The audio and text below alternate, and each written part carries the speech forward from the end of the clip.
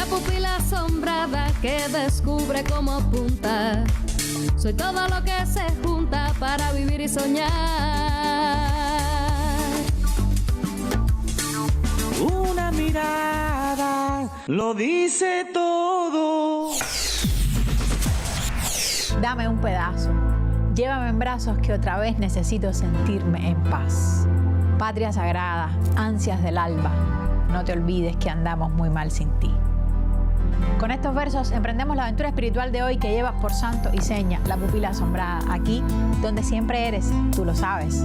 Bienvenida, bienvenido y también viceversa. La historia que es juguetona hace nacer a Tony Guiteras en un pueblo de nombre impronunciable, Balasinguit o algo así. Un pueblo de origen galés, a unos pocos kilómetros de Filadelfia.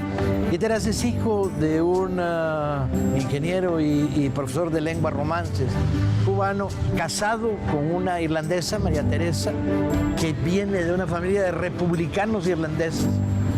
Su infancia va a estar continuamente teñida por las relaciones entre los mitos revolucionarios de la independencia cubana, las grandes historias de la guerra eterna de los irlandeses contra el Imperio Británico, y las canciones y las baladas. Hacia 1912 viajan a Cuba de retorno. Hay un accidente en la infancia que marcará profundamente a Guiteras, que se cae de un trastecho, de un tapanco, sufre un golpe grave en la cabeza, hemiplegia que le paraliza el lado izquierdo, le producirá operaciones, electroshocks cuando es un niño, y quedará como secuela un leve estrabismo. El Guiteras que nos interesa se va a empezar a construir en la infancia tardía y en la primera adolescencia aquí en Pinar del Río. Ese sería Antonio Guiteras Holmes, mejor conocido como Tony Guiteras. Cuando Guiteras lleva ya 3 años en la escuela de farmacia, estudiando farmacia en la Universidad de La Habana, entra en el poder Gerardo Machado. Gerardo Machado, el 5º presidente de la República Cubana, tiene una pinta de bodeguero, de médico de pueblo, hombre fornido. Tenía fama de robavacas. Iba a ser, en un determinado momento, el gran hombre de la expansión de los Estados Unidos en Cuba y del control. Antes de tomar posesión, Machado viajó a Washington para presentarle sus respetos al presidente Calvin Coolidge, para congraciarse con los políticos y empresarios yanquis, y declaró categóricamente: bajo mi gobierno, ninguna huelga durará más de 15 minutos. Nunca explicó si porque las iba a reprimir o porque las iba a resolver. Hacia 1927, el asesinato de un periodista que se atreve a publicar caricaturas sobre un Machado ligador y conquistador, don Juan Tenorio, va a dar origen a una gran agitación estudiantil, y Guiteras se incorpora al directorio estudiantil universitario, el DEU. Hay una figura central en toda esta historia, que es Julio Antonio Mella. Mella es un joven comunista, brillante, maravilloso orador, dotado de una fuerza moral, y en la confrontación contra Machado ocupa el primer plano. Y Mella se convierte en la némesis del dictador, el personaje que enfrenta a la dictadura. Bajo sus alas crecerá Guiteras.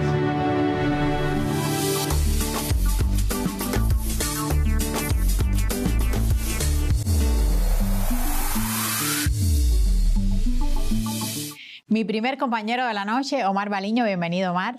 ¿Qué tal, Karen? Hoy estamos nosotros recordando y tratando de explicar y hurgar en la historia en un acontecimiento que fue de esas cosas trepidantes de los años 30, ¿no? Y que es el asesinato en el Morrillo, de Guiteras y bueno, del venezolano Carlos Aponte. Carlos Aponte. Ellos intentaban, era un lugar de cita para intentar salir de Cuba ya perseguido con la idea guiteriana de volver en una expedición. Te suena, ¿verdad? Porque Fidel hará lo mismo, un plan similar al de Guitera, como tantas expediciones en las guerras de independencia. Y como antes ya lo había hecho Martí, Gómez, Maceo. Sí, claro.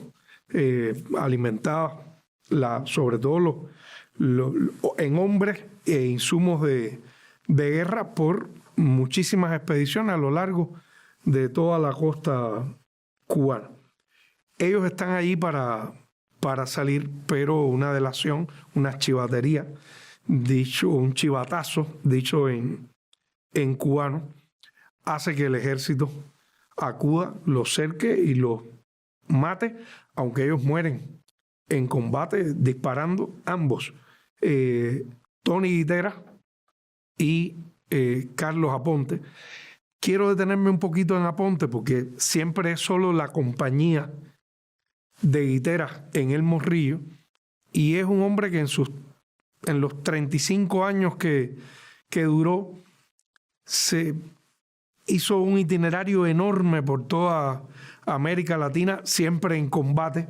Pablo de la Torriente Bravo en una semblanza que publicó además mucho sobre él. Maravillosa, porque es que él le había pedido, él le encarga a Pablo que contara su historia. Y Pablo lo dice así: él me contó toda su vida y me dio el encargo de que yo algún día la contara Exacto. toda. Y el encargo es difícil, pero lo cumpliré a su tiempo. Hoy solo tengo que decir que el hombre que cayó en Cuba no fue un bandido, claro, por esa cosa del hombre aventurero, sino porque precisamente hasta el minuto de su muerte no hizo otra cosa que combatir a los verdaderos bandidos de América.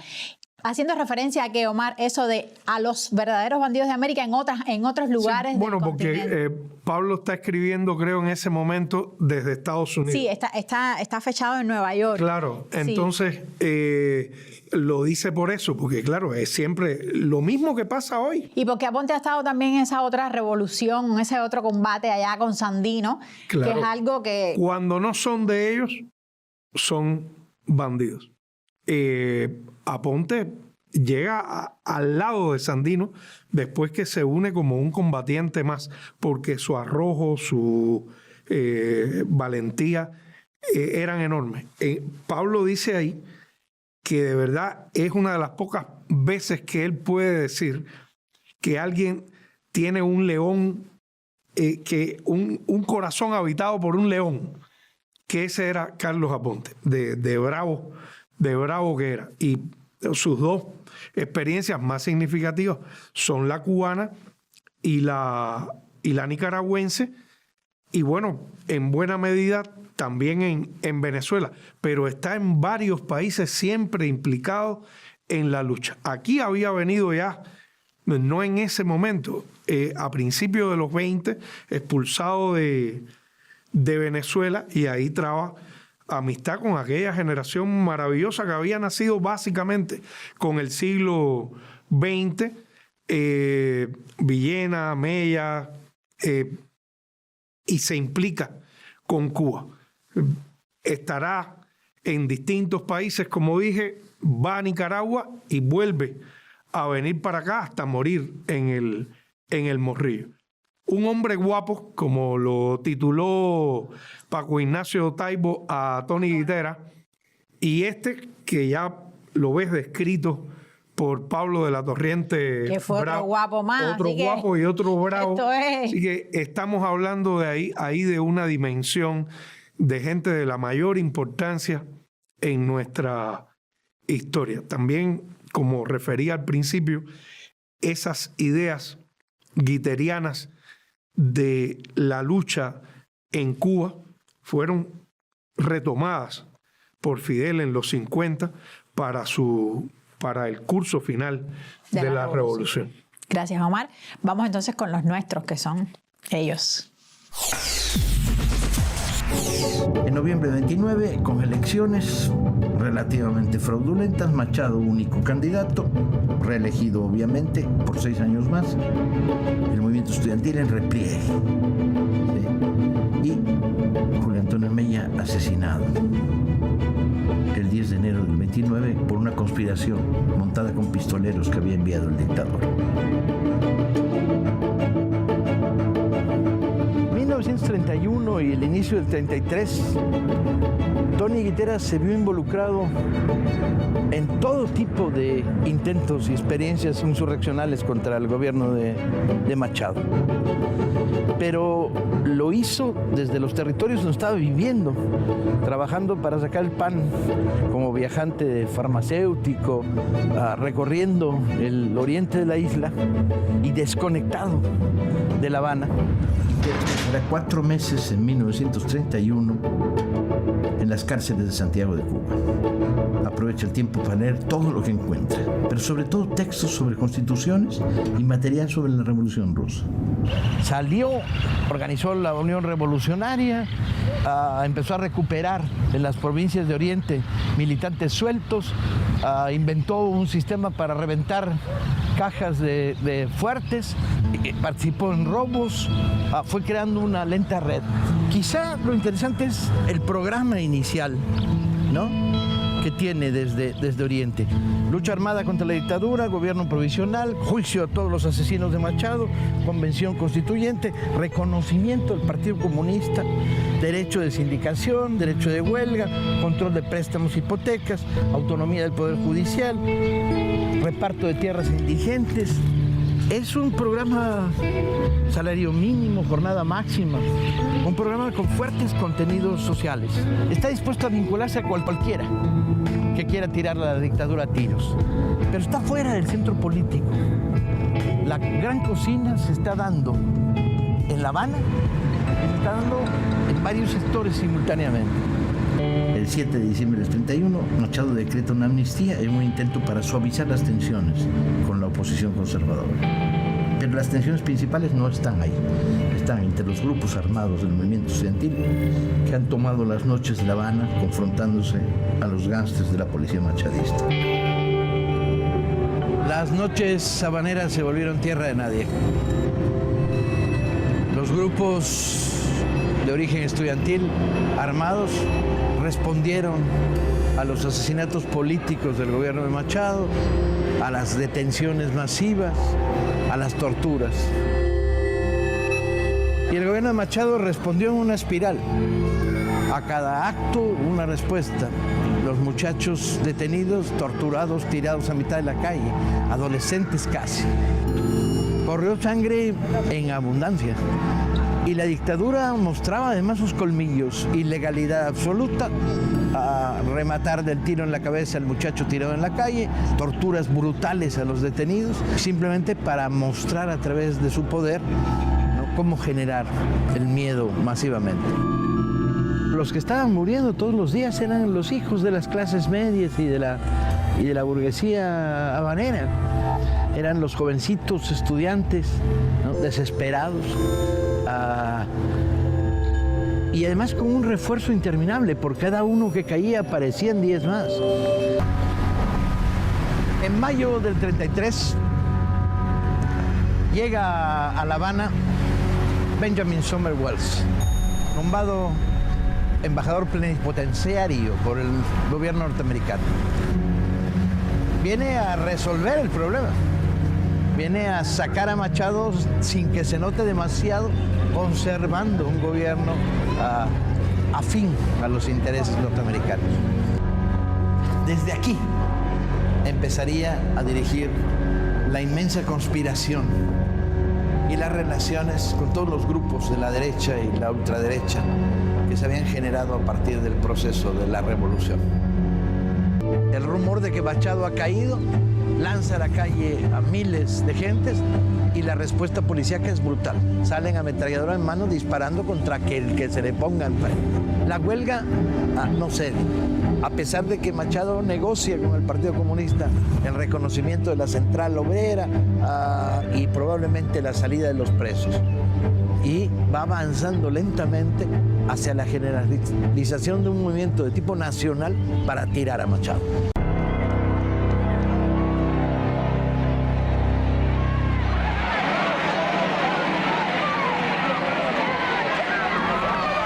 ...12 de agosto de 1933, final de una dictadura. Guiteras fue sorprendido por la caída de Machado.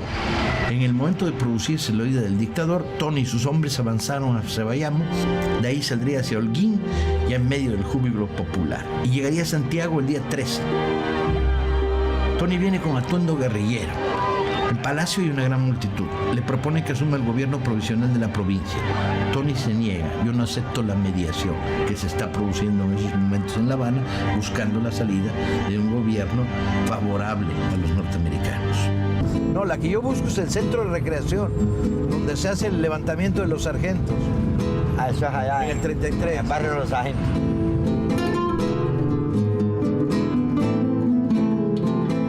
Aquí se empieza a fraguar lentamente una conspiración extrañamente basada en suboficiales, con demandas que tienen que ver con la economía, con el dinero, con el maltrato, con el uso de los oficiales como sirvientes. Las más absurdas son que quieren mejores botas. Uno de ellos destaca particularmente, que es el sargento Batista. Él va a ser extrañamente subiéndose sinuosamente a cualquier oportunidad que pasara por su lado, la cabeza visible de la conspiración de los sargentos una vez cae el gobierno de Machado. Ya después de eso, Batista sigue buscando su forma de agarrar lo que le interesa. Y ya empieza a hablar con Somerville, buscando de alguna manera la aprobación del gobierno norteamericano en el nuevo gobierno que se iba a hacer cargo. Hay un gobierno efímero de Céspedes que no dura nada y luego aparece una figura que quizá crea un primer consenso médico. Ha compartido cárcel con los estudiantes, el doctor Grau San Martín. La vida de Antonio Guiteras, contada por ese escritor, novelista, ensayista que es Paco Ignacio Taibo II, alguien, me atrevo a decir, bastante conocido para los cubanos. Lo recordamos por esta serie producida y transmitida por Telesur hace algunos años, donde se acerca Paco Ignacio a figuras como Ernesto Guevara, también conocido como el Che, así mismo se llama su biografía sobre el guerrillero heroico, Pancho Villa, y bueno, esto, Tony Guiteras, un hombre guapo. Esos son los nuestros. ¿Qué tal? Mucho gusto. Igualmente, un placer. ¿Qué tal? Mucho gusto. Igual. Esta es la oficina del despacho presidencial. Ajá. En este vacío, los viejos mandos del Machadato no acaban de irse del ejército y Grau entra a Palacio el 10 de septiembre del 33 y de repente se encuentra gobernando. La entrada de Antonio Guiteras a este gobierno va a ser puramente accidental. Grau no lo conoce. Ha estado en los últimos alzamientos, en los últimos momentos de la caída de la dictadura de Machado. Tiene el prestigio de los que estuvieron pistola en mano combatiendo la dictadura.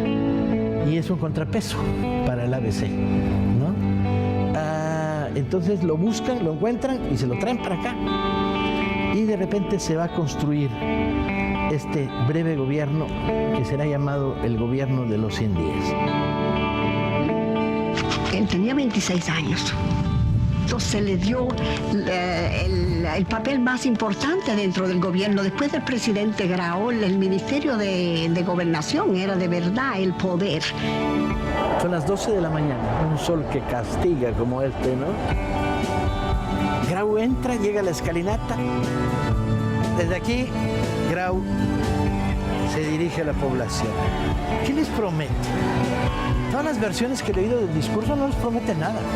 Libertades cívicas, sí, fin de la dictadura, sí, pero vez en cuando tengo que leerme a mí mismo porque la memoria ya no da. Se niega a jurar ante la Constitución machadista, se lo dice la gente, juro y prometo por mi honor ante el pueblo el cargo de presidente. Y entonces se produce esos gestos simbólicos que también funcionan en América Latina, que es los sombreros de los asistentes vuelan por el aire. Queríamos prepararle esta sorpresita. ¿Va? Estas son piezas originales pertenecientes a el famoso traje de rayas. El traje usado durante el gobierno de los 100 días. Hay testimonios de que Guiteras vivía de una manera extraordinariamente humilde y extraordinariamente precaria. Y hay referencias a que solo tenía un traje. De hecho, hay una referencia muy divertida, que es en una de las recepciones oficiales que se dan. Le dicen, señor ministro, ¿tiene usted una recepción con los embajadores? Y Guiteras, que lo recibe al que le trae la comunicación en calzoncillos y en camiseta en su despacho, le dice, no va a poder ser. Le dice, ¿por qué? Dice, porque tengo un solo traje y lo mandé a lavar, entonces hoy no puedo ir a ninguna recepción.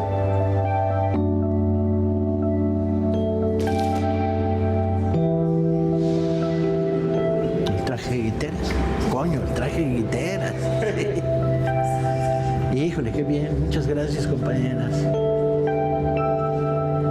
Para la clase política banera, para la gente de la calle, ¿quién era ese muchacho? Muchos vieron como demagogia sus palabras cuando le aceptó a Ramón Grau San Martín la Secretaría de Gobernación, diciendo, seré firme defensor del gobierno hasta tanto no se convierta en lacayo fiel de Washington. Y Sumner Welles, el embajador de los Estados Unidos, se refiere a su entrada en el gobierno como parte del arribo de comunistas irresponsables e incontrolados. En los primeros 4 días de su vida, Grau, desde esta silla, enfrenta 2 alzamientos militares, una conspiración de los oficiales del ejército, una conspiración del ABC, el repudio de todos los partidos tradicionales, la amenaza de la embajada norteamericana de intervención directa con los barcos. Guiteras va a empezar a crear el estilo. Hay una pequeña huelga de tenderos. Llega una comisión, ¿no?, a ver a Guiteras, lo recibe y al salir hay una clave. Cuando se va el representante de los patrones, Guiteras lo toma del hombro y le dice, firmen el acuerdo con los dependientes de los mercados, porque si no el gobierno va a tener que intervenir y va a ser peor para ustedes. Esto es inusitado en América Latina, cuando el mensaje tradicional que se envía una y otra vez desde los gobiernos de América Latina a las patronales es, no firmen nada, nosotros los vamos a apoyar contra las demandas de sus trabajadores. Guiteras está creando un tono. El 19 de septiembre aprueban la jornada de 8 horas. La jornada de 8 horas es una piedra angular en la civilización y contra la barbarie del capitalismo. Jefe, ¿cómo coño estás? ¿Cómo estás? Una edición de La Mexicana de Guiteras. Oye, te robo 5 minutos de tu vida para hacerte una pregunta sobre Guiteras para Telesur. Buenas tardes. ¿Miro para ti o miro para ti? No, ustedes saben. Mira para mí, que esos cojones, estos son los pringados, dice. Una pregunta, que tú dices en uno de tus libros que la revolución del 33, después de la dictadura de Machado, fue un oasis. Y me gusta la frase. Cuéntamela. Realmente es el único momento de gobierno revolucionario que vivió la República de Cuba hasta 1959. Desde 1902 que se instaura una república enmendada hasta 1958 que es derrocado el gobierno tiránico de Batista. El único oasis fue ese gobierno de los 100 días alentado por Antonio Guiteras. Las medidas de Guiteras son espectaculares. Espectacular. Uno dice, a ver, ¿en qué coño país de América Latina un tipo detiene a los gringos y les nacionaliza la electricidad? Se va a los muelles de La Habana con una ametralladora en la mano a impedir que rompan una huelga. Nombra alcaldesas en el año 33. Estamos en América Latina. Jode a los gallegos del centro gallego y los obliga a pagarle bien a los médicos. Le quita los panteones a la iglesia. Coño, estás hablando de eso que tanto queremos en América Latina y que tan rara vez se encuentra, ¿no? Yo creo, salvando las distancias, que Guiteras fue el Fidel Castro de su momento, realmente. Fíjate que yo llegué a Guiteras por el Che, evidentemente. Siguiendo al Che me tropiezo con Guiteras y digo, coño, se parecen tanto, en gestos, en actitudes y en estilo. Hay un estilo revolucionario, ese estilo que en Guiteras es el desprendimiento, la camisa y no la traje y la corbata, la actitud de empatía, el irse a comer siendo ministro en un figón con 8 tabacaleros amigos suyos. Este estilo de empatía popular que los marca, y el igualitarismo de Guiteras, ¿no? Y del Che.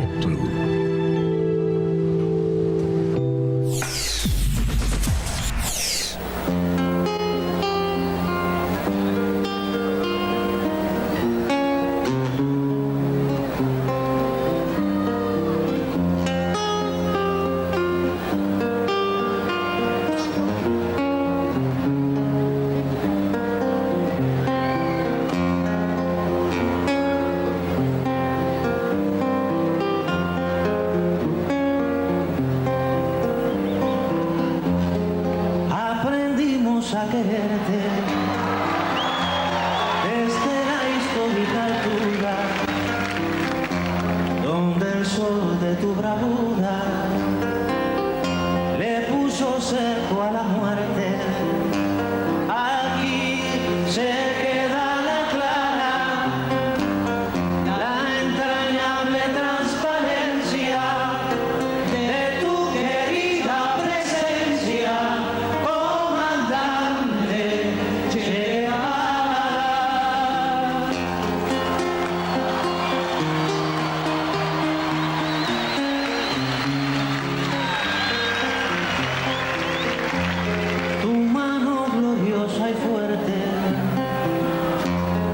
Sobre la historia dispara, cuando todo Santa Clara se despierta para verte.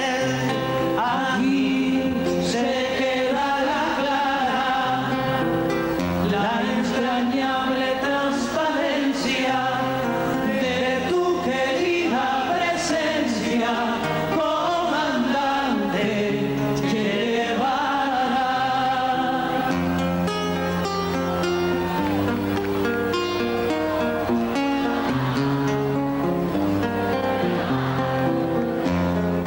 Vienes quemando la brisa con soles de primavera para plantar la bandera con la luz de tu sonrisa.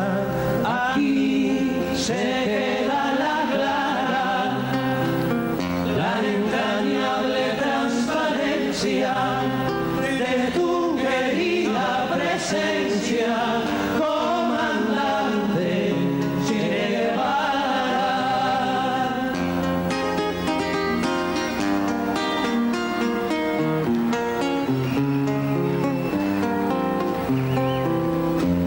Tu amor revolucionario te conduce a nueva empresa, donde esperan la firmeza de tu brazo libertario. Aquí se queda la clara, la entrañable transparencia de tu querida presencia, comandante Che Guevara.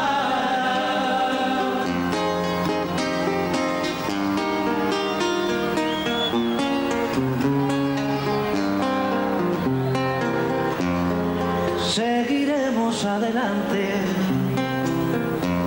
como junto a ti seguimos, y con Fidel te decimos, hasta siempre, comandante. Aquí se queda la clara, la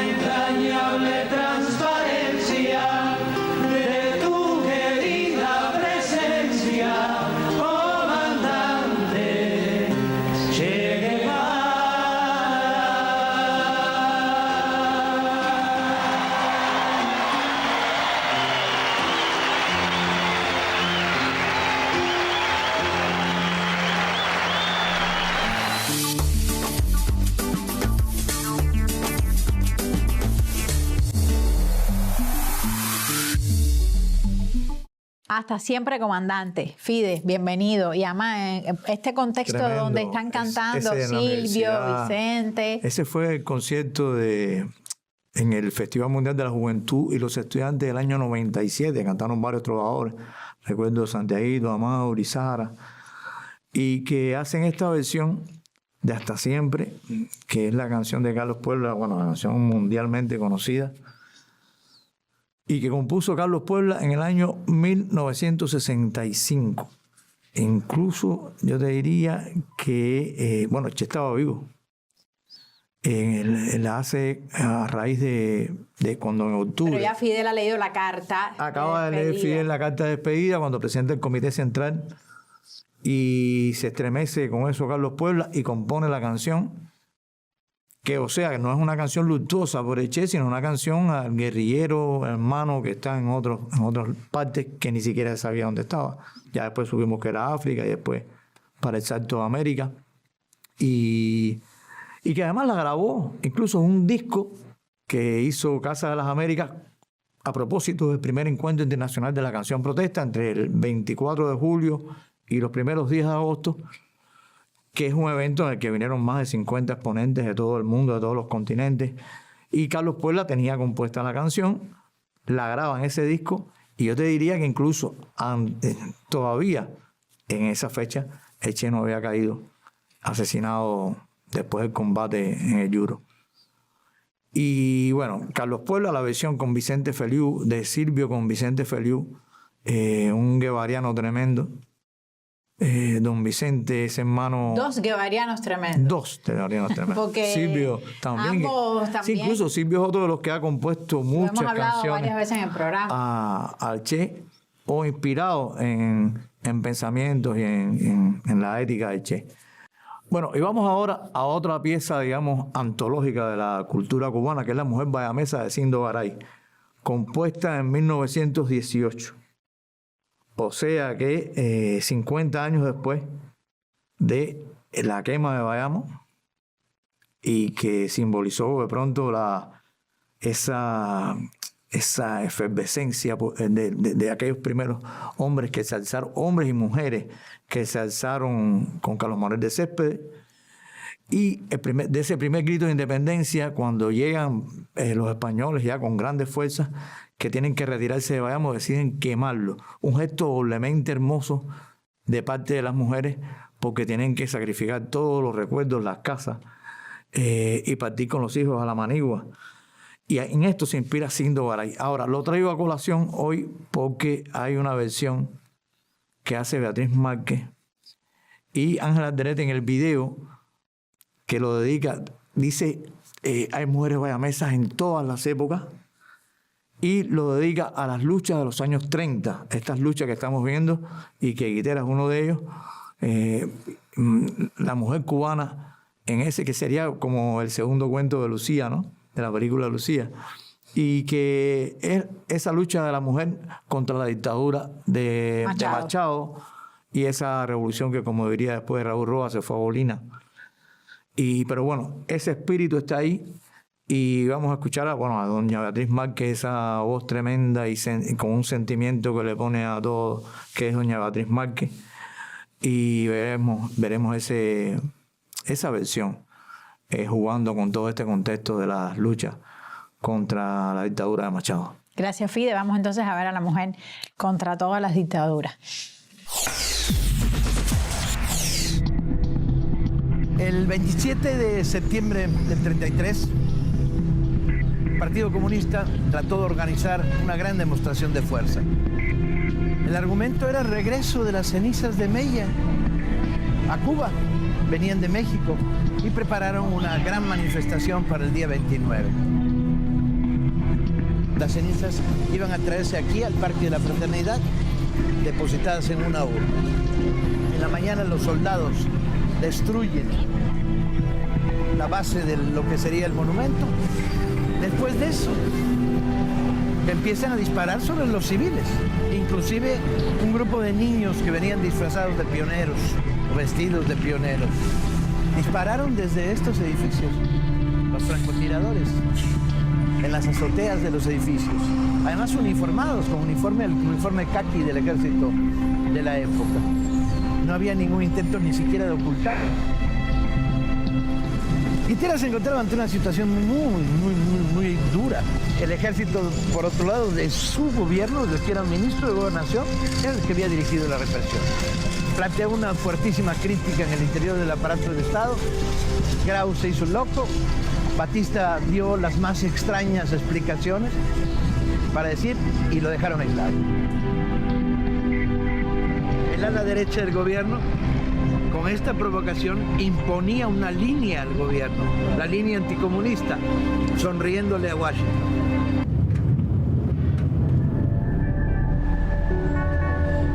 Mientras se producían los acontecimientos en torno a la llegada de las cenizas de Mella, hace crisis la situación que se estaba viviendo en el Hotel Nacional. Aquí se habían venido refugiando oficiales del ejército y de la marina, bajo la idea de que no estaban purgados por haber sido cómplices de la dictadura de Machado, pero habían sido desplazados del ejército. Habían estado siendo estimulados claramente por Benjamín Somers-Wells. Guiteras presiona dentro del gobierno y dice hay que tomar el Hotel Nacional. Les anuncian a los sitiados que van a entrar al Nacional y los van a desarmar. Y el choque se produce de una manera muy violenta. Hacia las 4 de la tarde, los sitiados bajan sábanas de sus cuartos para indicar la rendición. Pareciera como que el gobierno de los 100 días ha logrado romper su peor amenaza por la derecha, pero no es cierto.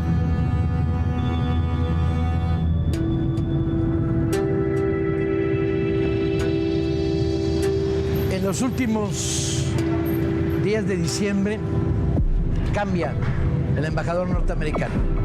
Somers-Wells se va de Cuba derrotado y aparece por Cuba Caffrey, con todas las malas lenguas sacudiéndole abundantemente. Además es un embajador que no tiene funciones de embajador. El gobierno norteamericano no ha reconocido al gobierno de los 100 días.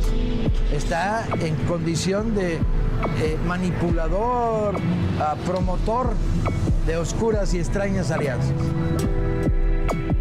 Pablo de la Torriente hace una descripción de Caffrey salvaje. Dice, es como uno de esos perros de presa, criados para que no dañen, pero que no pueden dejar de mostrar sus instintos. Si hay ancestro, por maricón y por sanguinario, viene de Nerón mismo. Días más tarde se publica una foto interesante. Batista ladea la cabeza en una conversación con Caffrey. Le musita algo al oído. Batista sonríe. Pronto, Mr. Caffrey paseará a caballo con Batista y se irá con él a las peleas de gallos.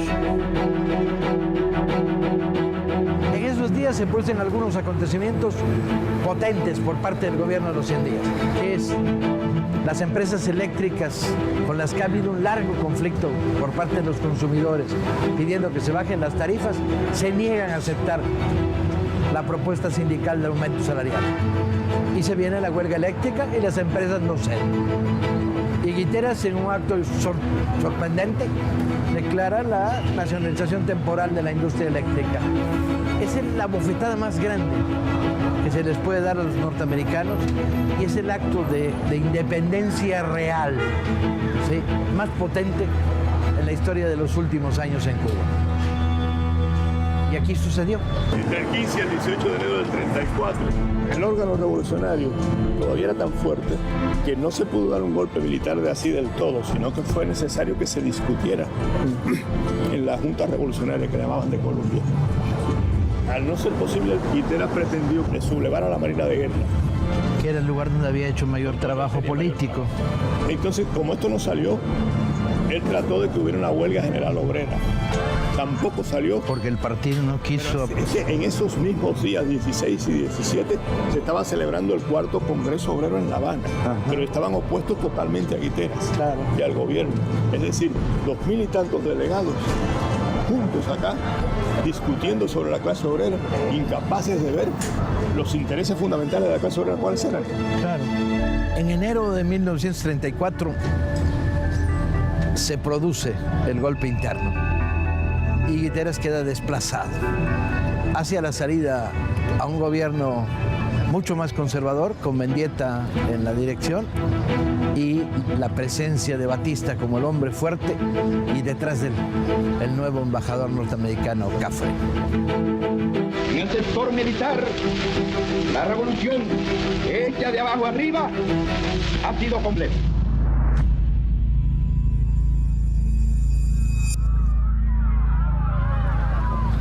Los que son consecuentemente antiimperialistas empiezan a ver a Guiteras como su único líder posible, como su líder. Y ahí es que se convierte en un líder nacional. El embajador de Londres en La Habana, él dice, ahora las cosas están claras en un informe secreto de su gobierno. Por un lado está el coronel Batista y por otro lado está Antonio Guiteras, que ahora sí abiertamente puede plantear la lucha por una dictadura de los obreros y los campesinos. Entonces, Guiteras explica, nosotros sabíamos que la revolución no consiste en más o menos disparos de cañón, consiste en un conjunto de medidas que cambien todas las realidades económicas, políticas y del pensamiento de este país. Y eso es lo que nosotros queríamos. Al no poderlo, vamos a la lucha otra vez. Y ahí sale Joven Cuba.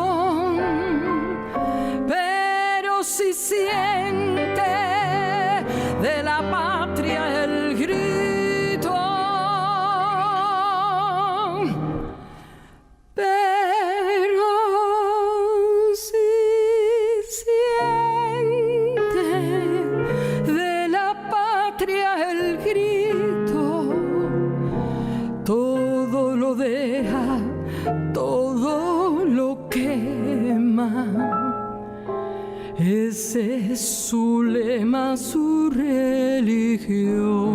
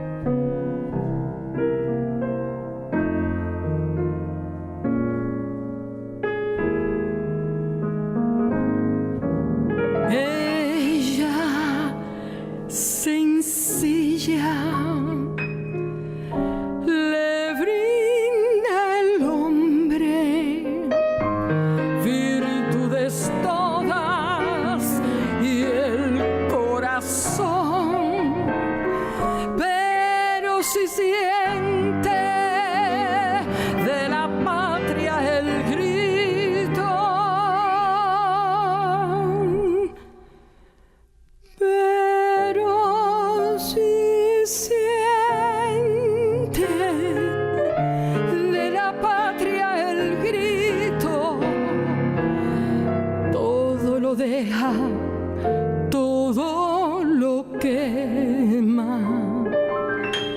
Ese es su lema, su religión. Ese es su lema, su religión. Ese es su lema, su religión.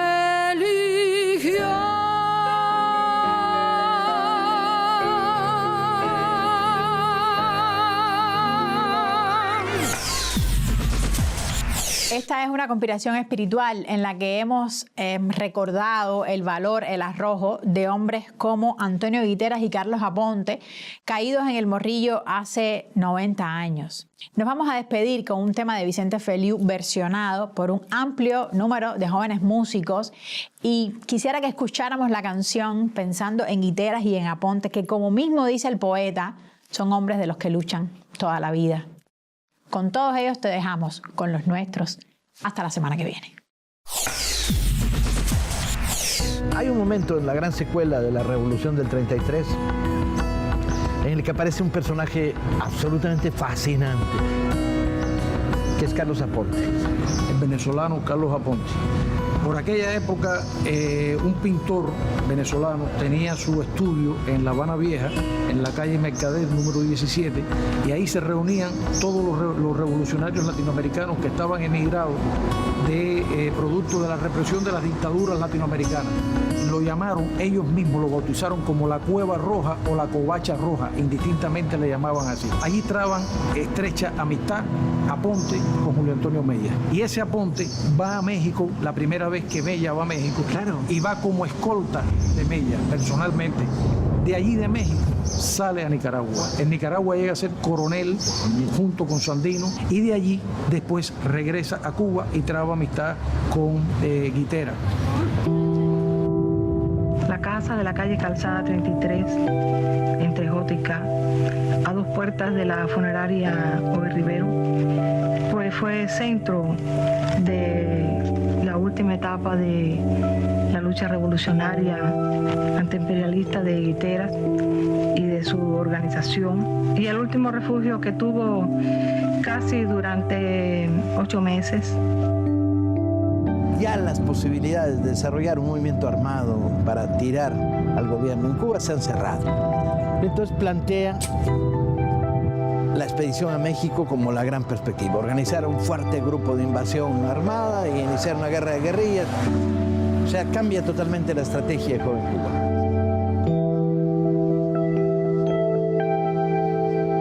De esta casa, que es la casa de la madre de Delia, saldrá el grupo hacia un lugar conocido como el Morrillo, en la costa de Matanzas, donde han preparado el punto de encuentro con el barco. ¿Qué acompaña a Guiteras en esta etapa de su vida? Lo acompaña una subametralladora Thompson, a 2 pistolas, un montón de libros, los va dejando, lee y lo abandona, consigue nuevos libros. A fines de abril de 35, el proyecto va a ser el proyecto México, que Guiteras ha estado cocinando en la cabeza, que consiste en desplazar a un centenar de militantes de Joven Cuba a México, tener ahí entrenamiento, regresar hacia el oriente cubano, destruir los cuarteles del gobierno de Mendieta en la zona de Oriente, provocar una huelga general en Oriente y una insurrección armada en el cuartel de Santiago. Es curioso lo parecido que será este proyecto al proyecto de Fidel y el Grama. Pareciera como si la coincidencia fuera absoluta con la distancia del tiempo. Para esto Guiteras necesita salir de Cuba. Guiteras se enlaza con Carmelo González, un capitán del ejército. Este le asegura que en torno a un pequeño fuerte colonial que se llama El Morrillo, ¿sí?, le puede crear una zona de seguridad. Guiteras no sabe que lo primero que hace Carmelo es ir a hablar con Batista a contarle la operación. Guiteras está durmiendo en la terraza, en una hamaca. Xiomara O'Halloran, una de las mujeres que acompaña al grupo, ve a los soldados, da la voz de alarma. Los ocupantes del Morrillo salen tratando de desplegarse, pero se encuentran con el fuego cruzado de ametralladoras del ejército. Aponte y Guiteras tratan de cubrirse. Se dice, uno de los sobrevivientes registra que Aponte le dice a Guiteras, antes de rendirnos nos morimos. Y que Guiteras le contesta, nos morimos. Guiteras tiene en el momento de morir 28 años. Se toman muchas fotografías con los cadáveres en una plancha, como si quisieran mostrar claramente a toda la opinión pública nacional que Guiteras está muerto. El rostro de Guiteras está sucio, cubierto de manchas y sangre, despeinado, patéticamente angelical, con los ojos muy abiertos. Es más difícil reconocer a Ponte, al que incongruentemente se le ha abierto la camisa, pero se le ha dejado la corbata. En una de las tomas, los testigos no tienen rostros. El fotógrafo los ha eliminado, dejando solo sus torsos sin caras, tras la mesa donde reposan los dos cadáveres. Estas dos figuras sorprendentes de la Revolución Latinoamericana descansan juntos, sus huesos mezclados, los de un cubano y los de un venezolano, cual en esta América Latina que está pidiendo a gritos volverse de nuevo bolivariana no está nada mal. De tal manera que en los 100 días del gobierno Grau, Guiteras impulsó algunas de las más grandes transformaciones que pueden lograrse en una sociedad. Desde regular la jornada de 8 horas, abolir una parte del trabajo infantil, proteger a las mujeres, dar el voto femenino, proteger a los médicos, proteger a los profesionales, liberar a los presos políticos. Un personaje así se merece no que lo conservemos entre los algodones de una historia de bronce, sino que lo recuperemos a este muchachito levemente estrábico, de mirada afilada, fumador impenitente, que le conservemos con el calor que los pueblos en nuestra América Latina le tienen que dar a la historia. Por este pasillito aquí, todo esto era la casa. Ajá. ¿Aquí vivía García? Arriba de la casa. Arriba de la casa. Sí, y ahí fue donde guardó. Durante 36 años la tuvo guardada. Los restos de Guiteras. Cuando él la entregó, sí, él lo que pidió fue que él lo entregaba a cambio de que hicieran un monumento a Antonio Guiteras. Así es. Hicieron entonces el Morrillo. Claro. Puso la cajita que era de acero inoxidable. Sí. Y cuando él abrió allí, donde está el palo ese, había 2 cajitas dentro. Una con la bandera cubana y una con la bandera boliviana. Porque estaban los restos no solo de Guiteras, también los de Aponte. Porque los enterraron juntos. Estaban juntos y los tenían los dos.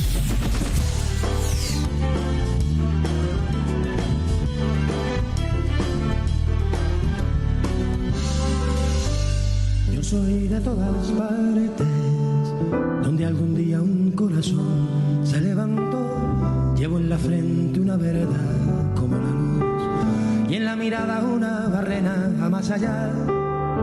Yo soy de todas partes, donde una buena vez dijimos basta y se acabó, pero reparto mi pedazo a todo aquel que a pecho abierto abrió una puerta a los demás.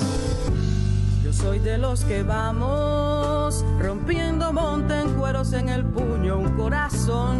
Soy de los que vamos haciendo el primer carro donde monte el porvenir. Yo soy de los que vamos rompiendo montecueros en el puño un corazón.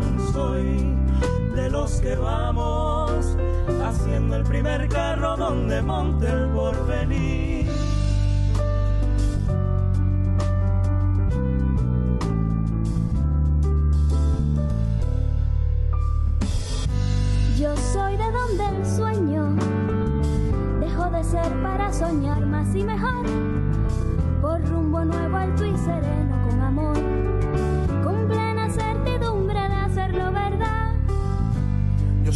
donde el día definitivamente se afincó en la realidad, con nubarrones y tormentas por llegar, pero seguro que no habré de regresar.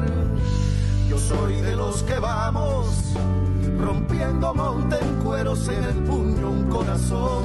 Soy de los que vamos haciendo el primer carro donde monte el porvenir. Yo soy de los que vamos rompiendo monte en cueros y en el puño un corazón. Soy de los que vamos haciendo el primer carro donde monte el porvenir.